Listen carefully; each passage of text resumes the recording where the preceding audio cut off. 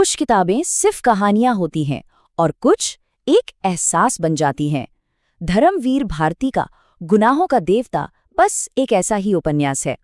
आज हम इसी क्लासिक कहानी की आत्मा में उतरेंगे और देखेंगे कि क्यों इसकी गूंज आज तक सुनाई देती है।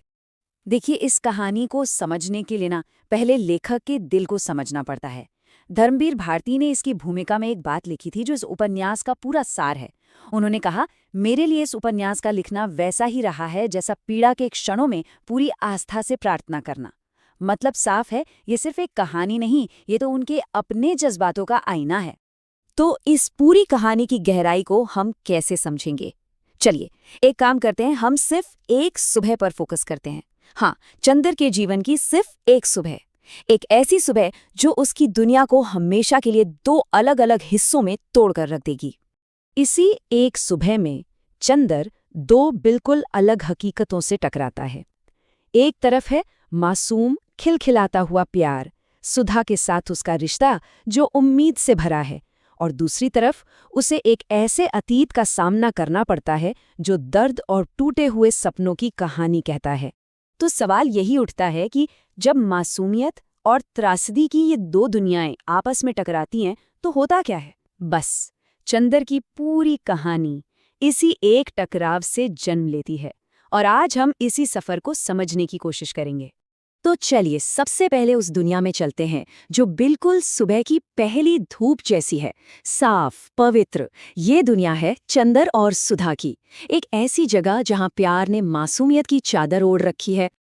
अब चंदर और सुधा का रिश्ता उसे आप किसी नाम में बांध ही नहीं सकते। चंदर सुधा के पिता का सबसे काबिल स्टूडेंट, उसी घर में एक बेटे की तरह रहता है, और जब गांव से भोली भाली सुधा शहर आती है तो चंदर ही उसे दुनियादारी सिखाता है, उसे संवारता है। तभी तो लेखक कहते हैं कि उनका रिश्ता शरद की पवित्रता या सुबह की रोशनी जैसा है, एकदम नेचुरल और पाक। ऊपर से देखने पर तो लगता है कि अरे ये तो बस बच्चों की तरह लड़ते झगड़ते रहते हैं, चाय पर बहस हो रही है, एक दूसरे को छेड़ा जा रहा है। लेकिन इस सारी नोक झोंक के नीचे पता है क्या है? एक बहुत ही गहरा अनकहा सा रिश्ता, एक ऐसा हक जो चंदर सुधा पर जताता है, और एक ऐसा अंधा विश्वास जो सुधा को सिर्फ चंदर पर है। इस रिश्ते की एक बहुत ही प्यारी सी झलक हमें तब मिलती है जब सुधा लाइब्रेरी की मेंबर बनने से शर्माती है। तब चंदर उसे प्यार से छेड़ते हुए कहता है, कल ब्याह होगा तो कहना चंदर तुम मेरी जगह बैठ जाओ। कॉलेज में पहुंच गई लड़की और अभी तक शर्म नहीं छूटी। ये छोटी सी बात उनके बीच के उस गहरे और बेतकल्लुफ प्यार को दिखाती है जहां कोई पर्दा नहीं है। और फिर उसी एक सुबह सब कुछ बदल जाता है। चंदर की इस साफ सुथरी दुनिया पर एक गहरा साया पड़ता है। उसे एक टाइपिस्ट से मिलना है, नाम है पम्मी, और वो पहुंचता है एक वीरान टूटे फूटे बंगले में। ये बस एक बंगला नहीं है, ये एक त्रासदी का दरवाज़ा है। बड़ी अजीब बात है, बंगले का नाम है रोज लॉन, मतलब गुलाबों का बगीचा। पर ये नाम जैसे एक मजाक सा लगता है। बाहर से देखो तो एकदम वीरान, टूटा फूटा, पर अंदर एक कोने में गुलाबों का एक छिपा हुआ बगीचा है, खूबसूरत, जैसे किसी गुजरे हुए ज़माने की आखिरी निशानी हो। ये बंगला खुद वहाँ रहने वालों की टूटी हुई जिंदगी की कहानी कहता है। और इस बंगले में दफन है बर्टी की दिल दहला देने वाली कहानी। एक जमाने में बर्टी एक शानदार टेनिस खिलाड़ी था, अपनी पत्नी से बेपनाह मोहब्बत करता था।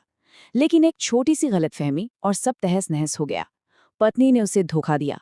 ये सदमा बर्टी सह नहीं पाया, और फिर एक के बाद एक हादसे होते गए।